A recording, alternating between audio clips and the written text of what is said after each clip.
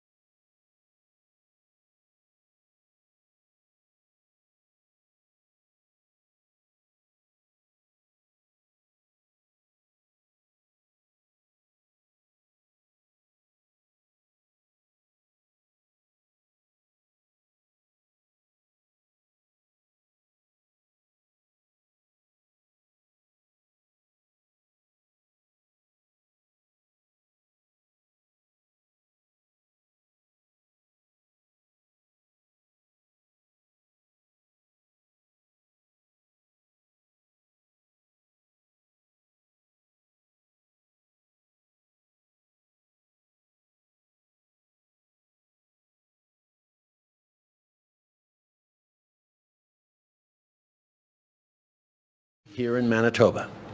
Today, we're here together to announce that Manitoba will achieve an average of $10 a day for regulated childcare in a few weeks on April 2nd, 3 years ahead of schedule.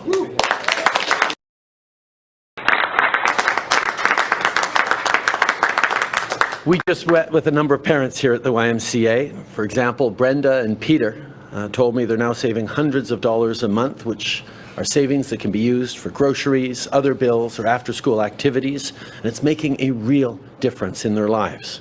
This is part of our plan to make life more affordable for the middle class and for people working hard. Plan to build an economy that works for all Canadians. Les parents, et en particulier les mères, ne devraient pas avoir à choisir entre leur famille et leur carrière. Quand les garderies sont plus abordables, c'est bon pour les familles, et c'est aussi bon pour l'économie, parce que ça permet à plus de parents de faire partie du marché du travail. We're keeping our promise to make childcare more affordable. Today's announcement for $10 a day childcare in Manitoba comes less than 2 years after we reached an agreement with the province. And of course, all of this work wouldn't be possible without the advocacy and leadership of the childcare sector. So to all the experts, educators, providers, and families who've been tireless in advocating for better childcare for years, indeed for decades, thank you for your continued work. As you know, we have agreements with all provinces and territories to make childcare more affordable for families. We're seeing results here in Manitoba and across the country. Families in nearly half of provinces and territories are now benefiting from an average of $10 a day or less. That includes both Quebec and the Yukon, who have led the country in delivering affordable childcare. And fees have been cut in half in all other provinces and territories, with work on track to deliver $10 a day childcare everywhere across the country by March 2026. But now in April in Manitoba. On continue notre travail pour rendre la vie plus abordable, en étant là pour soutenir la classe moyenne et ceux qui travaillent fort pour une économie centrée sur le bien-être de tous les gens au Manitoba et de tous les Canadiens. Merci beaucoup d'être ici. I'm now very happy to pass it over to Premier Stefanson. Heather. Thank you very much, Prime Minister. It's just an incredible honor to be here. Cordella, thank you for hosting us here today. To all of your staff and volunteers at the YMYWCA, it's just such an honor to be here with all of you. Thank you for opening your doors, not just to us, but those families that we just met and all those other families that you really cover off for daycare here. And we just thank you so much. Thank you, Prime Minister. A pleasure again to have the opportunity to be here with you today. Bienvenue at Winnipeg. We're joined by our colleagues from the federal government as well as my I want to thank them, and particularly our Minister of Education for the work that he's done on this file. We're here at the Y to announce this significant and accessible childcare services for Manitoba families. And as the Prime, I'm going to reiterate again, when we work together, we can accomplish great things for our communities, for our province, and for our country. Since I became Premier, I've made it clear that our government is keen to collaborate with all levels of government to improve Manitobans' quality of life and the services they rely on, and that, of course, is what brings us. As a government, we recognize that access to affordable and high-quality childcare is essential for Manitobans to be able to participate in the workforce, support their family, and play an active role in the growth of our communities and our economy. Under the Canada-Manitoba, Canada-wide Early Learning and Childcare Agreement, our government committed to reaching an average of $10 per day for parent fees by 2026. But today I am proud to announce that with significant initiatives Manitoba has implemented over the past few years, we have gone above and beyond that commitment and have done so 3 years ahead of schedule.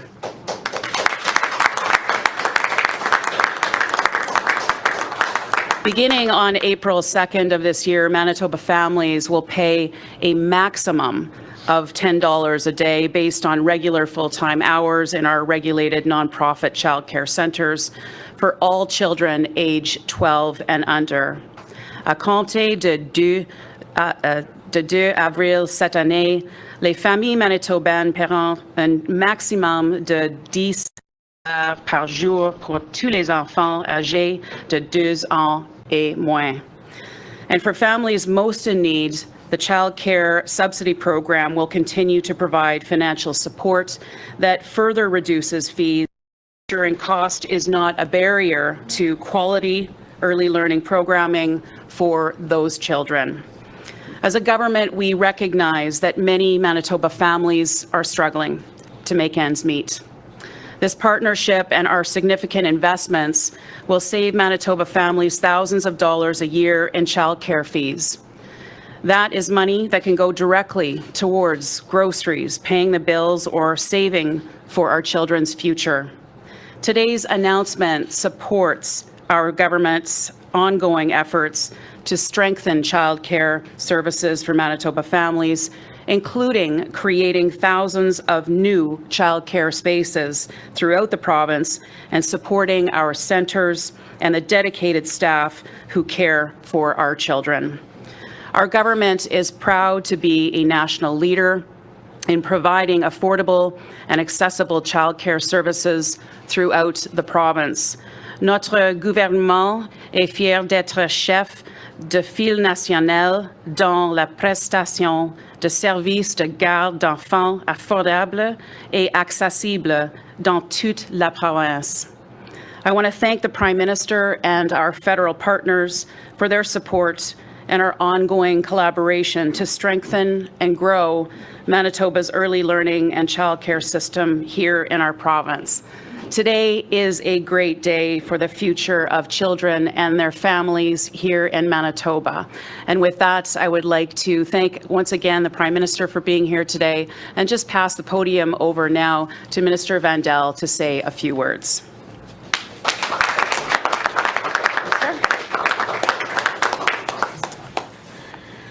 Good morning, everyone. Bonjour tout le monde et bienvenue à Saint-Vital. Welcome to Saint-Vital. What an exciting day. Welcome, Prime Minister. I'd like to welcome Premier Stefanson, Minister Iwatsko. It's great to see you again, as well as Ministers Squires and Gordon. It's great to meet you, as well as my colleagues, Terry Duguid and Kevin Lamoureux, two of the hardest working members of Parliament, not just for their constituencies, but for Winnipeg and for Manitoba. And I want to acknowledge one of the hardest working councillors in the city of Winnipeg, Brian Mays of St. Vital, a great partner on many initiatives. Today marks a significant milestone, one that is a result of a lot of hard work, not only by Minister Karina Gould and the Prime Minister, but the province of Manitoba and our partners right here in St. Vital, in the St. Vital community. Aujourd'hui marque une étape importante.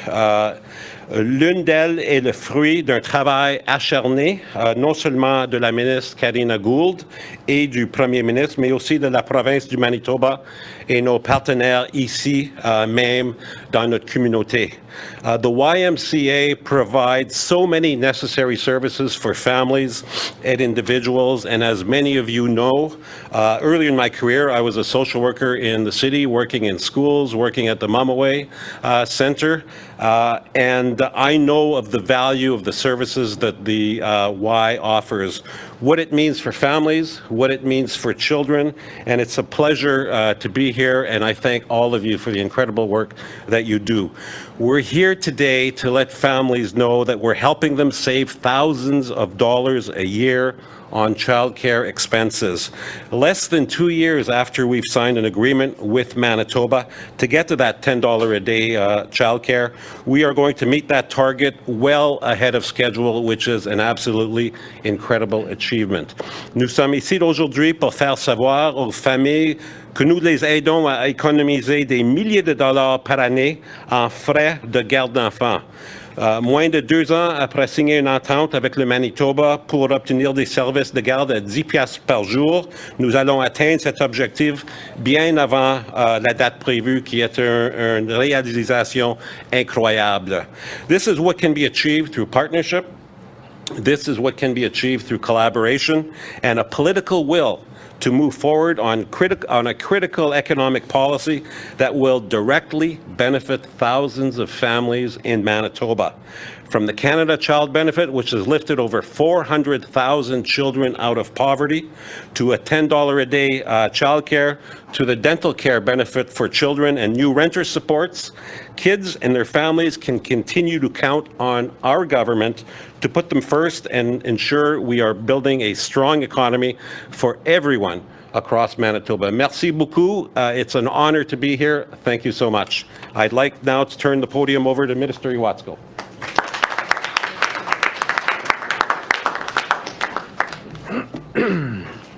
Good morning, everyone, and congratulations, Manitoba. I am pleased to be here today with Prime Minister Trudeau, of course, our Premier, my good friend and colleague for many years now, Premier Heather Stefanson. My colleagues, Minister Squires and Minister Gordon, as well, have joined us, and of course, Minister Vandal and MPs Duguid and Lamoureux to join us here for this incredible announcement, basically all about our Manitoba families.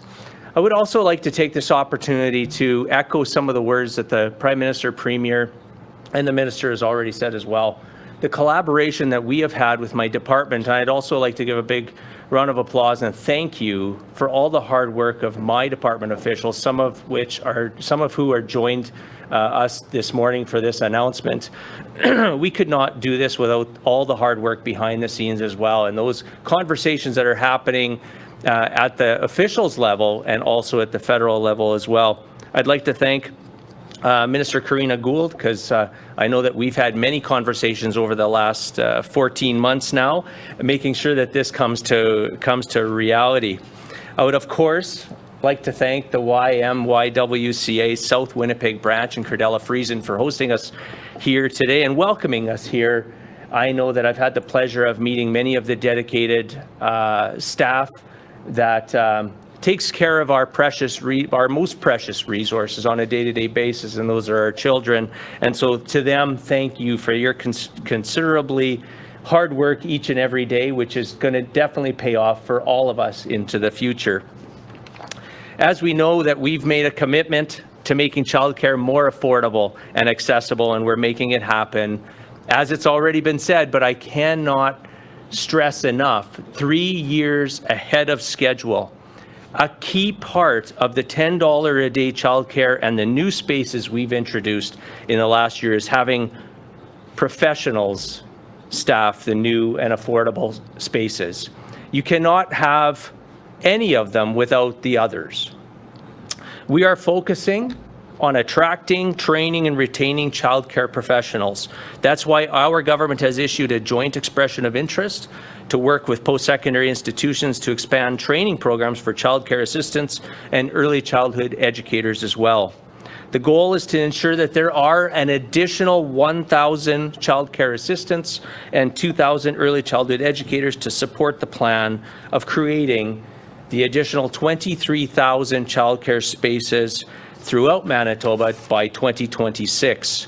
Post-secondary institutions can apply or have applied to receive funding to develop new on-site childcare spaces or expand existing facilities.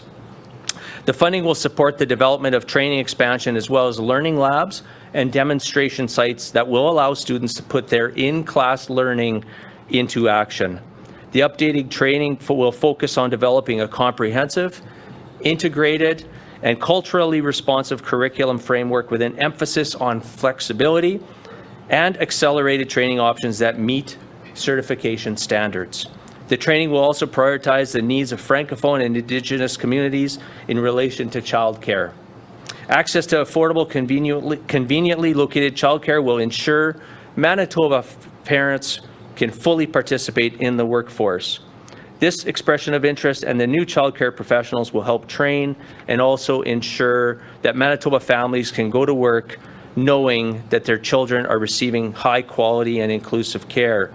I would also like to thank and congratulate, and just basically, again, from the bottom of my heart and on behalf of our government's heart, applaud the MCCA, Manitoba Childcare Association. I know that Jody Kale and Linda are here with us today, and I see Karen is with us as well today, that's now joined the Y. There's been many months of incredible working together and collaborating, making sure that our childcare sector is feeling valued. And matter of fact, I have to just repeat something, and forgive me, Prime Minister, to take a few seconds. We were actually in this room announcing the wage grid that was going out to our childcare sector. And that's when Minister Gould had joined us. And also at the time, Minister Carr was with us. So Minister Carr was here giving that announcement. So this room brings back some very good, very great memories on that partnership and collaboration. And again, I want to just thank everybody, our federal partners, our childcare sector, and of course, helping to support this initiative with the strong leadership and work of our Premier as well, with her collaboration efforts with the Prime Minister. Thank you for coming to Manitoba, sir. Very nice to meet you. And thank you to everybody. Thank you, merci, and miigwech.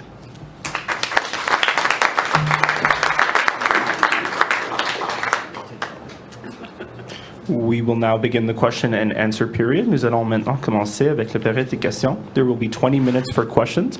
I will turn it over to the first question. The first question is from CBC. Good morning, Prime Minister. Cam McIntosh, CBC National. On China, you've talked about mechanisms that we have in place to guard against foreign interference in our elections. Why not call an inquiry? Why do you think that would be of no utility? What would be the downside of it? I think it's extremely important that Canadians are taking such an interest and are so concerned about protecting our democracy. We know that China, among other countries, has attempted to in our country in general, whether it's institutions or research facilities or political processes. We also know they tried to interfere during our elections in 2019 and 21. The reason we know that is partially because we put in place mechanisms that weren't there before we came into office to empower professional, non-public to monitor closely what's going on. But I absolutely hear that Canadians want to be reassured that independent experts are looking at this issue. They want to make sure that all the right questions are being posed of our intelligence and security agencies in a rigorous way to make sure they're doing everything possible. And they want a level of public accountability from those officials to be talking about everything that needs to be done and everything that continues to be done. All of those goals are related to processes that are ongoing as we speak. For the 2019 election, we created a high-level panel on election interference comprised of Canada's top public servants who are independent and professional, dedicated to this country, and they work closely with all of our national security experts, officials, and agencies to monitor day by day what was going on during the 2019 and 2021 elections. The independence, the professionalism, the rigor with which they looked at it is something that Canadians can take tremendous reassurance in the fact that it was found that our election integrity held absolutely in 2019 and 2021. And further to that, an independent report analyzing the work they did in the 2021 election was just released. All the things that worked, all the things that were effective, and put forward recommendations for how to even improve it in the future, which is absolutely something we will take seriously. So we have the process that we put in place that is professional, independent people working with the public service to make sure thresholds are met. But on top of that, following our election in 2015, we created something that Canada never had before, which is a committee of parliamentarians from all the different parties who would get cleared up to the most top secret clearances so they can look at all the top secret work that our national security agencies,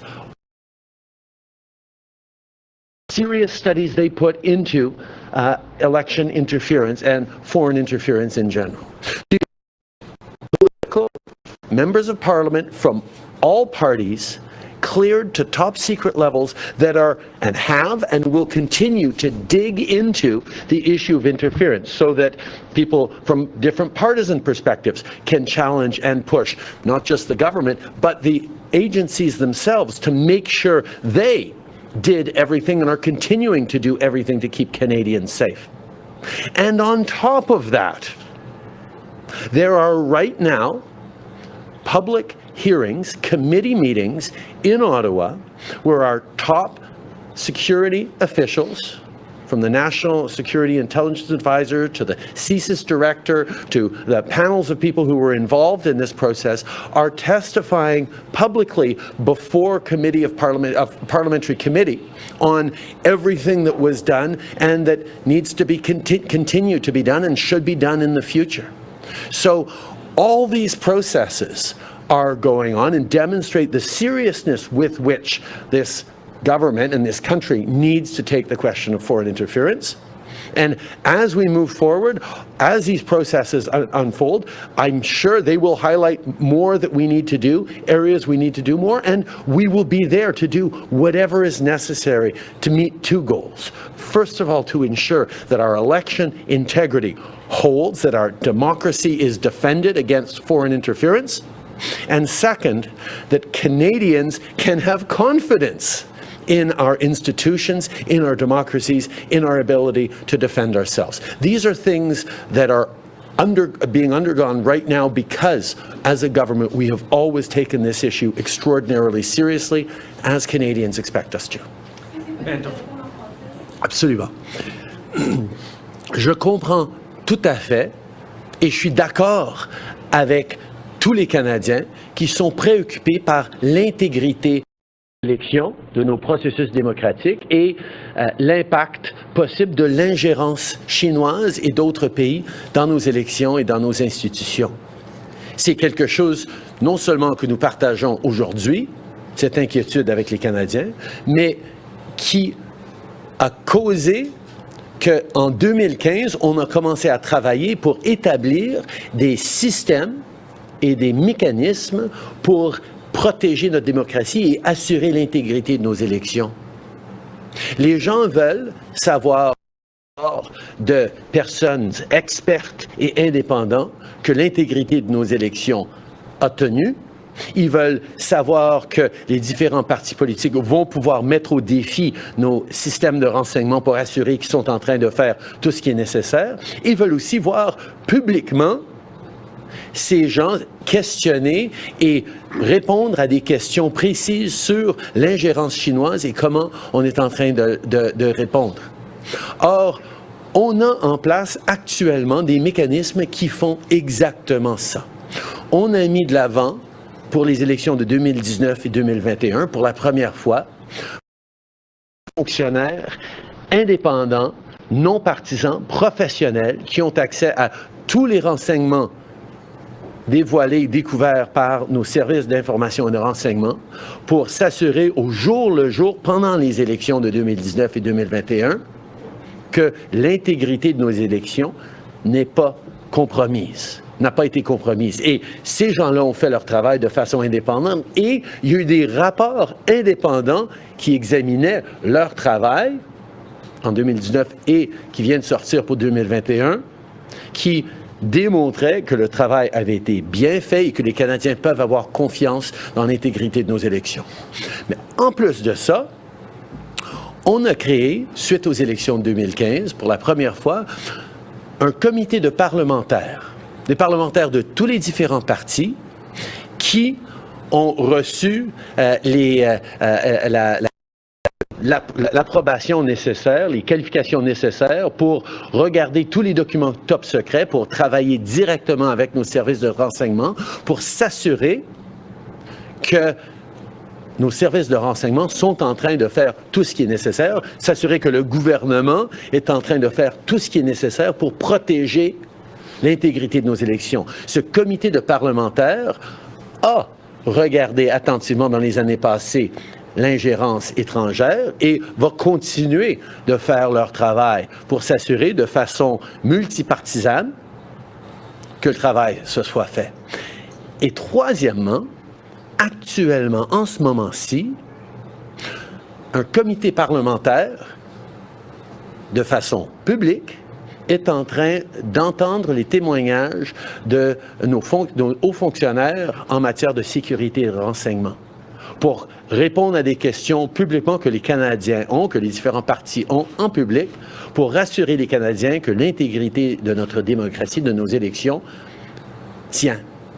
Alors, c'est des mécanismes qui sont là pour répondre exactement aux préoccupations et aux questions des Canadiens, mais évidemment, avec ces processus qui vont de l'avant, il va sûrement avoir des enjeux qui vont être soulevés qui vont dire, où on va dire, oui, on devrait faire plus ici, on devrait en faire plus là, et c'est exactement ce qu'on va regarder dans les semaines à venir pour s'assurer de deux choses. D'abord, que le Canada continue de faire tout ce qui est nécessaire pour protéger l'intégrité de nos institutions et de notre démocratie. Et deuxièmement, pour s'assurer que les Canadiens sont rassurés que nos institutions et que notre démocratie est bien protégée et continue de fonctionner avec intégrité. Follow-up question? Yeah, just to follow up regarding Morris Rosenberg, why pick someone so closely tied to your family's foundation? Would it not inspire more confidence outside of Liberal circles to pick someone else?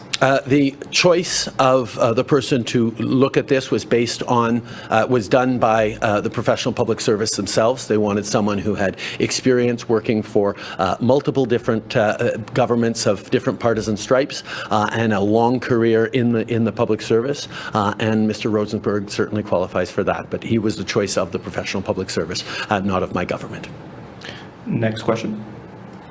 Hi there, my name is Sav Jones. I'm with APTN National News.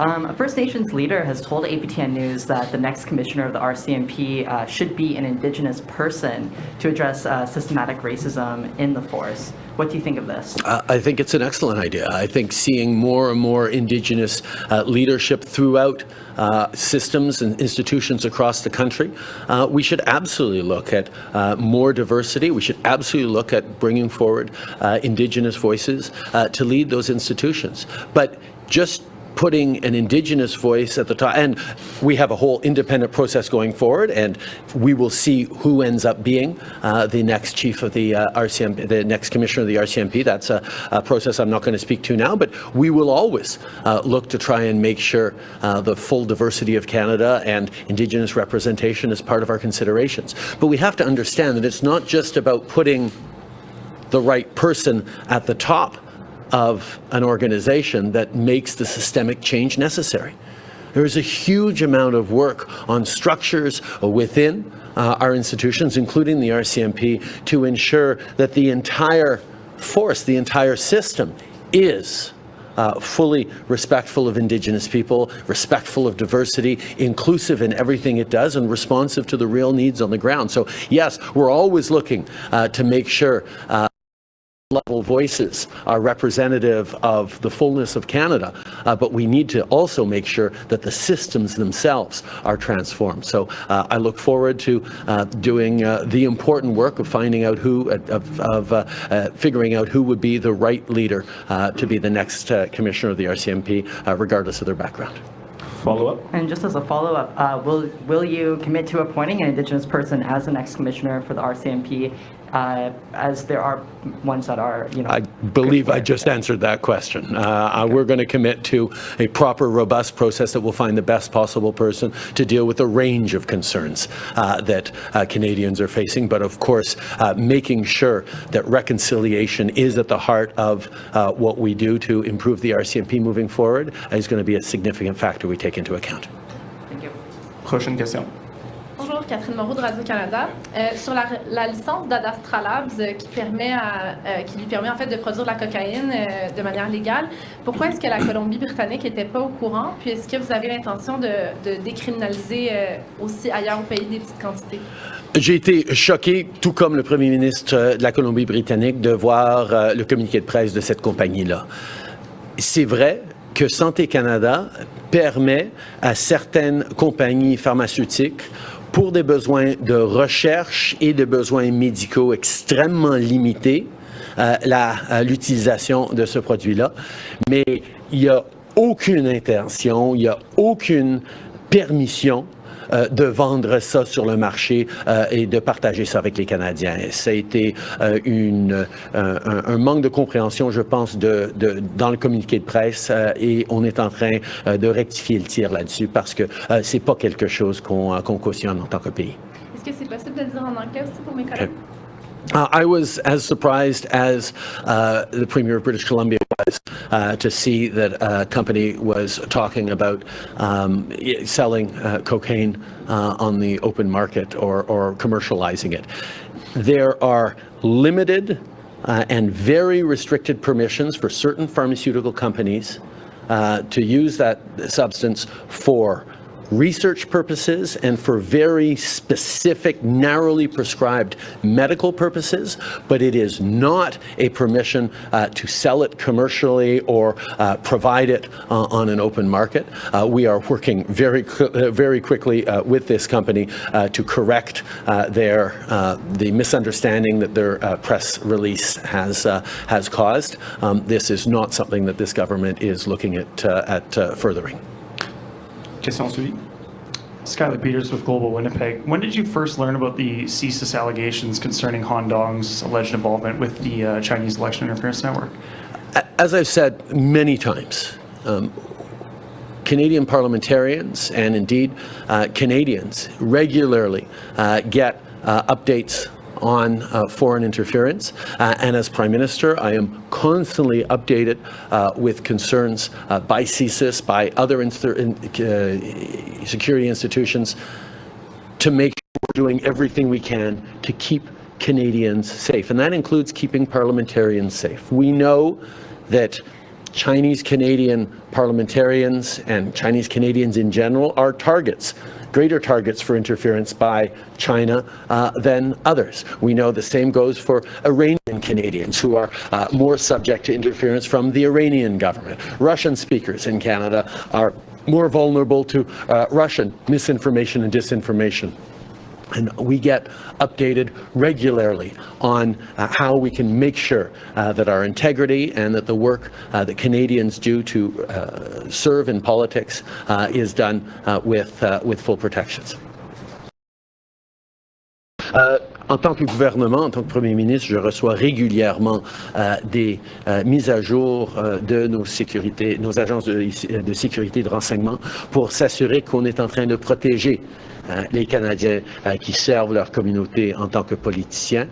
On reconnaît que les communautés de Canadiens de diaspora sont plus vulnérables de l'ingérence par des pays comme la Chine, l'Iran, la Russie ou d'autres. Et c'est pour ça qu'on prend plus de soins pour s'assurer qu'ils sont protégés. Just for clarity, Prime Minister, were you briefed on Han Dong specifically? And if you weren't, do you believe that you should have been?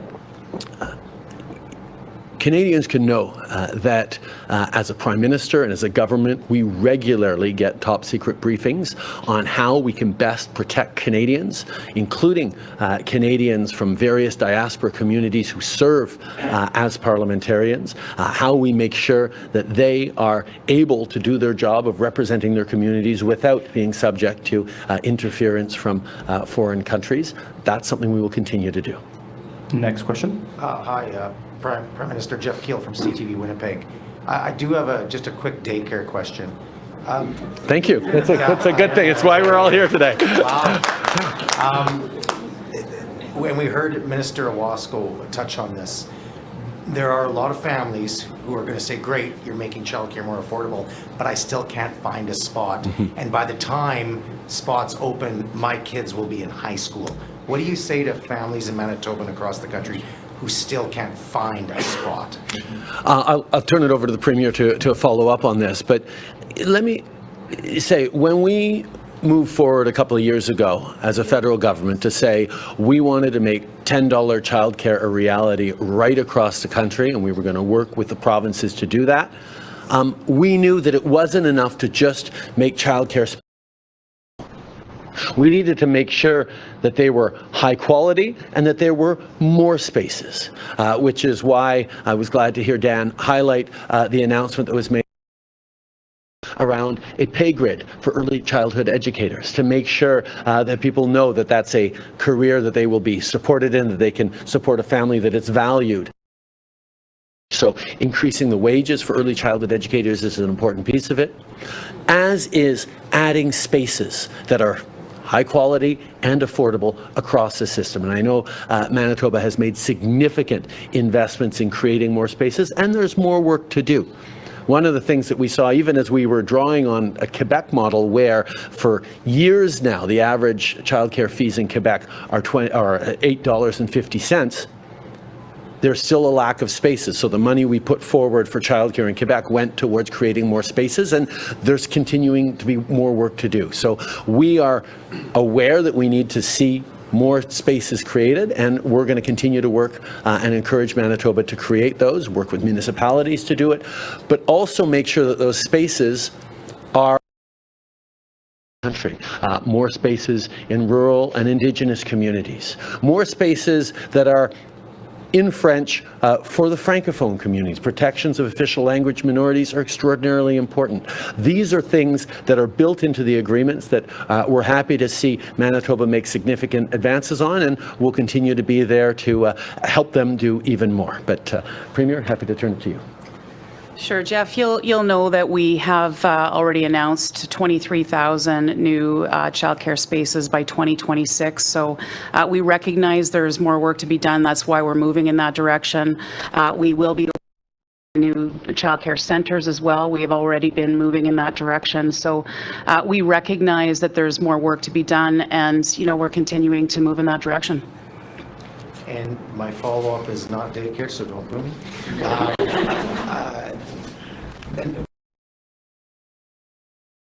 Canadians or somewhat or are concerned about possible interference from the Chinese government. Do you?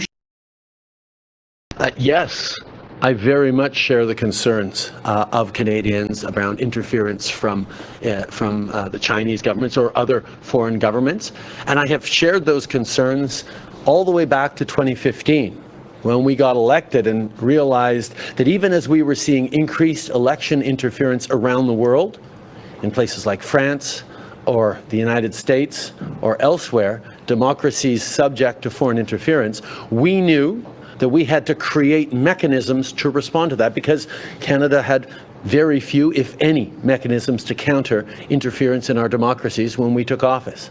That's why we created, and I'm not going to go through the list again, so many different mechanisms designed to do it. We actually even led at the G7 when we hosted in Charlevoix in 2018 the creation of a rapid response mechanism shared by the G7 on foreign interference in our democracies. So not only do I share the preoccupations of Canadians, we have taken action, significant actions, over the past 8 years to increase our ability to do that. But it is an ongoing challenge, not just in politics, in business, in academia and research, and that is why we continue to strengthen our capacity to respond to that, because Canadians need to know that our institutions hold, and Canadians need to be reassured that they will continue to hold into the future. Okay.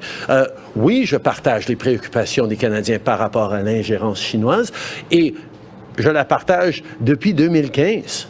C'est pour ça, d'ailleurs, que ce gouvernement a tellement pris aux questions d'ingérence. Pourquoi on a créé des nouvelles institutions qui n'existaient pas avant ça au Canada, dont le panel de fonctionnaires pour examiner les élections, dont le comité de parlementaires sur les documents classifiés et sur de travail sur l'intelligence et la sécurité, mais aussi, par exemple, qu'on a mené la charge au G7 en 2018 à Charlevoix, où on a créé un mécanisme de réponse rapide du G7 sur l'ingérence étrangère dans nos démocraties. Non seulement je partage ces préoccupations, et ce depuis longtemps, mais nous prenons extrêmement au sérieux cet enjeu et nous allons continuer de faire tout ce qui est nécessaire pour assurer l'intégrité de notre démocratie. Last question. Hello, Prime Minister. Brittany Hobson with the Canadian Press. Just to follow up on Jeff's last question, how can Canadians trust that elections have not been influenced by foreign governments when the information is always protected by national security laws? To add to that, isn't an uninformed public that is not able to trust the democratic processes we have a threat to society, or to national security, sorry? Pretty sure everything I've said over the past 20 minutes answered that question, but I will do it one more time just for the Canadian press. We put in place strong, independent mechanisms by top public servants who get full access to everything that all of our intelligence and security communities look into and find and monitor on an ongoing basis every day in Canada, particularly during elections. And those top independent public servants who are part of a committee that we created after coming into office, because it didn't exist before, for the 2019 421 elections and ongoing, concluded in an independent and nonpartisan way that despite the existence of ongoing attempts at Chinese interference, that interference did not impact the outcomes of the election in 2019 and 2021. That's not me who's saying it, that's the panel of top public servants who are independent and tasked with exactly that, supported by the work done by our intelligence and security agencies. So Canadians can absolutely be confident in those 2019 and 2021 elections. On top of that, there is an independent report that came out on that work done during the 2019 election, and again that was just released on what happened during the 2021 election, that confirms independently that conclusion that our elections actually held. So Canadians can be confident on that. But further to that, there are ongoing public committee hearings happening right now where those heads of agencies and people responsible for safety and integrity of our elections are testifying publicly on all the work that's being done. And further to that, we created a National Security and Intelligence Committee of Parliamentarians comprised of parliamentarians from every different party who get top secret clearance so they can dig into all the work that our national security agencies and experts do day in and day out, including and especially during election times, to protect our democracies, to protect our institutions.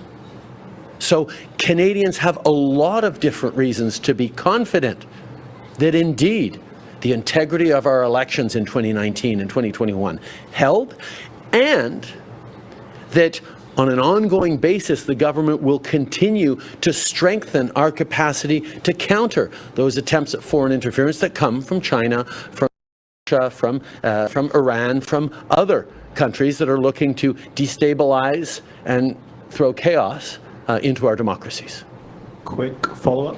Thank you. This might be another reiteration, but why hasn't Well, you can ask me a fresh question then that you can come up with. Why hasn't Canada updated its national security policy since 2004? We have absolutely updated Canada's national security policies many times over the past years, including with, for example, the creation of oversight bodies, a strengthening of NCIRA, a creation of NCIRA, which is a oversight and oversight body over our national security agencies. The NSICOP, the National Security and Intelligence Committee of Parliamentarians, that is tasked to do exactly that we created over the objection of the Conservative Party that didn't think empowering politicians to have top secret clearances to look into these issues was needed or necessary. Thank God we did, because we now have a committee of parliamentarians that can lean in, and we will continue to update and make sure that all the tools that are needed by our intelligence agencies and security officials and all the tools needed for proper oversight and accountability of them continues to be updated. So we will continue to do the work of empowering our institutions to protect not just our institutions, but our democracy. Ceci conclut notre conférence de presse. This is the end of our press conference. Thank you to all the participants. Bravo.